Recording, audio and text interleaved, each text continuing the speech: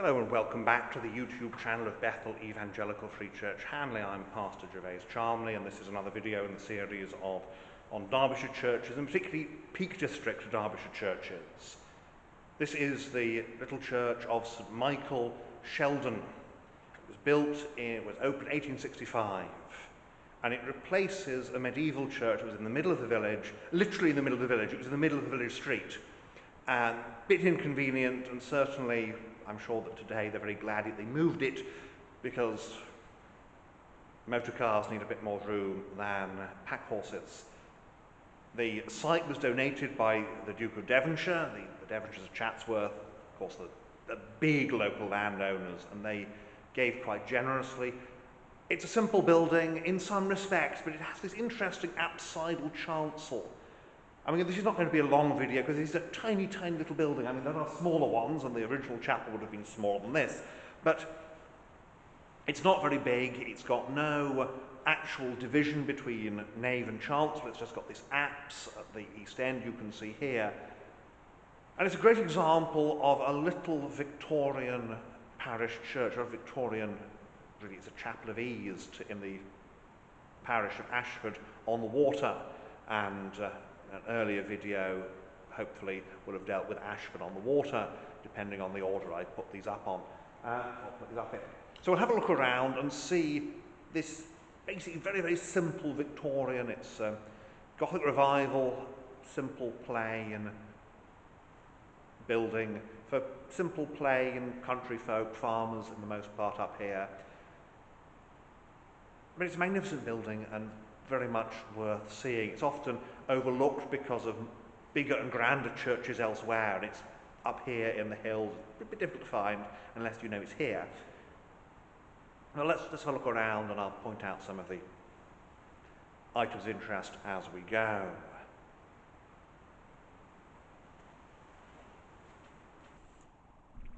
Well, so here we are inside in Sheldon, and you can see here the roof is very interesting because it has to be, it's quite steeply pitched, which is useful given the average precipitation. That's the scientific language, where we are up here in the peaks. But to have this apsidal east end requires quite a complex, effectively semicircular arrangement in the roof. Semi-conical. You'll notice that the lights are they're oil lamps that have been turned electrical. So in the Victorian era, when this is built in the 1860s, those would be oil lamps up there. We have, of course, a war memorial, and given how tiny this village is, it's notable that we've got 5 men there. It's a nice piece of marble, that. You'll notice that the windows are small and pointed, the early English style. The pulpit is kind of a combined pulpit and reading desk, which makes sense given the small size of the building. You don't need anything terribly complicated. You've got a nice floor here that's dedicated to the memory of Henry Fairfield Grover, who died in 1923, and it's a checkerboard marble floor. We've got east windows here, St Michael, of course, the centre. The lower part has obviously been damaged at some point and replaced, because the upper part is these Victorian angels. The lower part, you've got 20th century, or even 21st century, certainly a more modern bread and wine to do with the communion. You've got a simple communion table. St Gabriel here, of course, there's St Michael and all angels. You will have the angels featured. Here you've got St Michael slaying the dragon from a 14th century illumination. Nice little pulpit here. You can see it's a little seat, and looking west, we've got the 2 windows and a bit of a damp problem, and then you've got the little trefoil window at the top. So, harmonium, no grand organ here, because why do you need a grand organ in a little building like this? You can probably hear the acoustics are very good here. There's a bit of a problem with the roof up there, but I expect they fixed it. We have there, and again, this is one of your popular prints of the Great War era, the Great Sacrifice, which compares the death of the soldier to the death of Christ. Now, if we want to say that Christ goes further than the soldier, that's fine. The problem is that sometimes people, in their enthusiasm for the soldier, almost equate the death of the soldier to the death of Christ. Here we have a copy of the prayer book. Here's a copy of the Book of Common Prayer with the name of the church on the front, St. Michael and All Angels, Sheldon. Again, looking west, we've got our little prayer stall here in front of the harmonium. Simple pews, because again, it's a simple building. It's a building where there's not an awful lot of money, and because they've chosen this unusual apsidal shape for the east end, and because they want just the whole church to sort of curve around at the east, because they want to do that, the money's got to go on a fancy roof structure. So everything else has to be quite plain as we see it here. There's a single bell. You can just see the bell rope there, and that plaque at the west end. We'll have a look at it in a minute.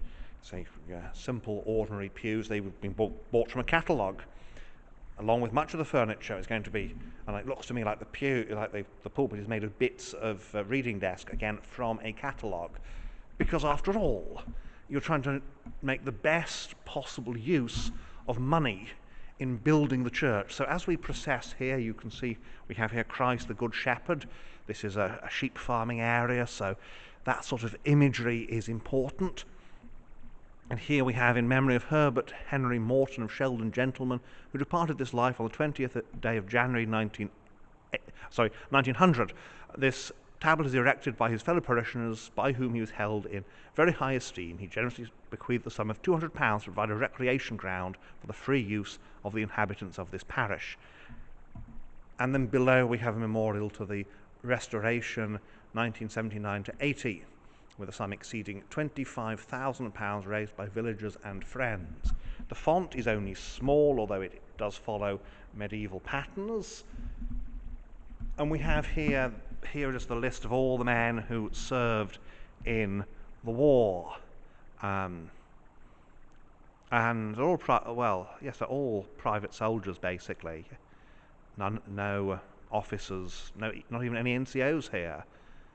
And all of these men who were and this of course it's wartime. That's why it says brethren pray for us, because this is the men who were out fighting in the war.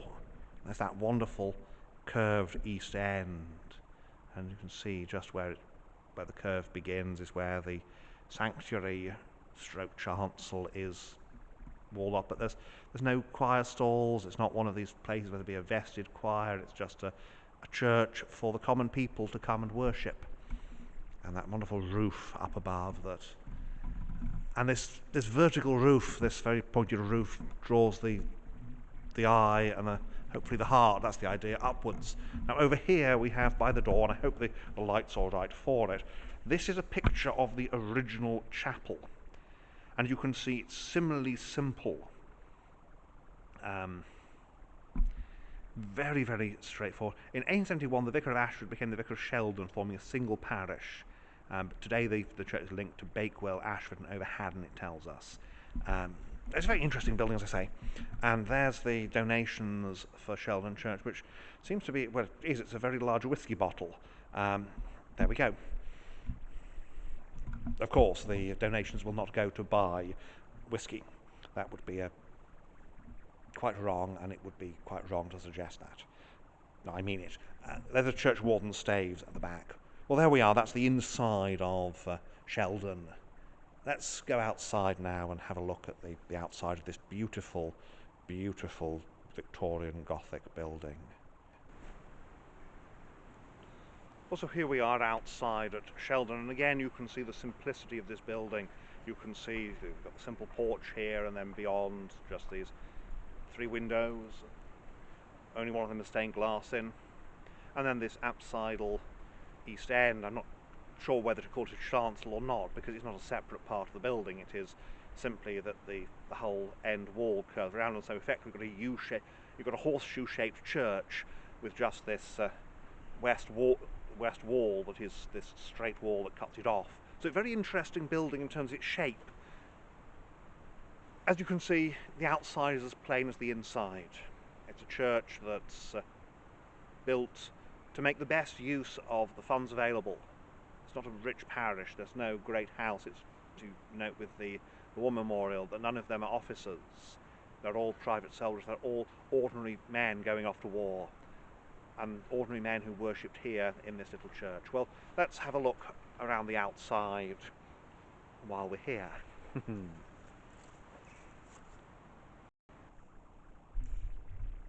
here we are on the outside of Sheldon, St Michael's. Let's turn my microphone round. And you've got your little bell cot, and it does look, as it is, a very short little church. Not a big village, but it's far enough up in the hills here that in the 1860s they decided, no, we need to have a separate church. We can't just go to Ashford on Sunday. I can't just expect everyone in the village to go to Ashford on Sundays. Now, it's not to say everyone in the village did. I mean, after all, there were Methodists at Ashford. There was, back in the day, a little Baptist church there, General Baptist, Arminians, but that went Unitarian and disappeared. We've got a yew tree here, not very old, of course, because this is not an ancient churchyard, because the ancient church was somewhere else. The ancient church is in the middle of the village, and we are out here on the edge, and here's a holly tree with a few red berries on it, getting ready for Christmas, as they say. And another holly, this one's got yellow berries. And here we come around through the trees to this magnificent east end. You can see it's got this little lead bit at the top covering the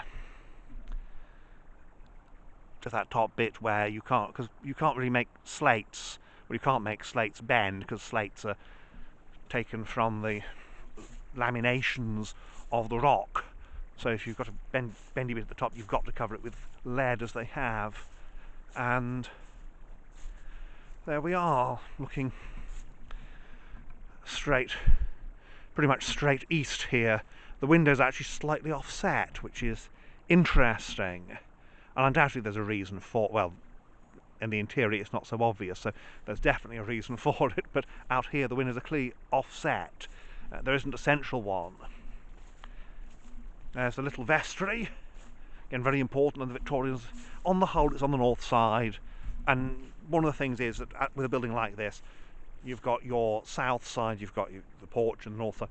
Now that leads down to the heating plant in the basement, which is not a theological statement, although some people, you might see it as such, mightn't you, the heating plant in the basement.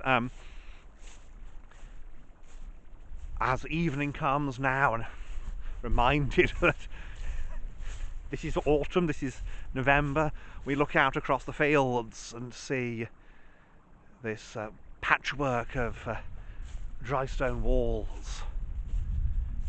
Come back round, there we are, there's the chimney, that's the heating plant in the basement, and also the vestry may have a fireplace. It certainly would have had heating, because you don't want your clergyman not to have heating. And there, the central buttress between the two windows, which makes perfect sense given the setup. And here are your few high status graves. So Benjamin Morton JP, obviously the Mortons are the big family here, and they're the only big family here. You've also got, interestingly, members of the Sheldon family, and obviously Sheldon family are named. There's here the Mortons, and they're the only really big family in the village, I expect. And even then, they're going to be farmers. So here we are, and there's the doorway. Then it is, of course, unlocked, as we've just been inside, but it's here we are in the autumn. It's a lovely time to visit a little place like this. Well, there we are. That's a quick tour of the outside, and I'll just say a few closing words. And so here we are. This is another example of the Victorian passion for church building. And much as one may mourn the loss of the little medieval chapel in the middle of the village, certainly this building would have been more convenient. It would have been much more attractive to the village people. And as I say, what it means is that there isn't a chapel blocking the passage through the middle of the village. It's a great example of the smaller type of Victorian building and how these little buildings can actually be very interesting. Because you've got someone here who says, well, the old building's just this big oblong, why don't we have a horseshoe shape? And so we get the horseshoe-shaped chapel here. So thank you for watching. I do love this little church. It's a glorious little building. I'd like to come here sometimes, and this gives me another opportunity to come here and have a look around and to share something of my passion for this glorious little structure behind me. So thank you for watching, and may God bless you and keep you until the next time.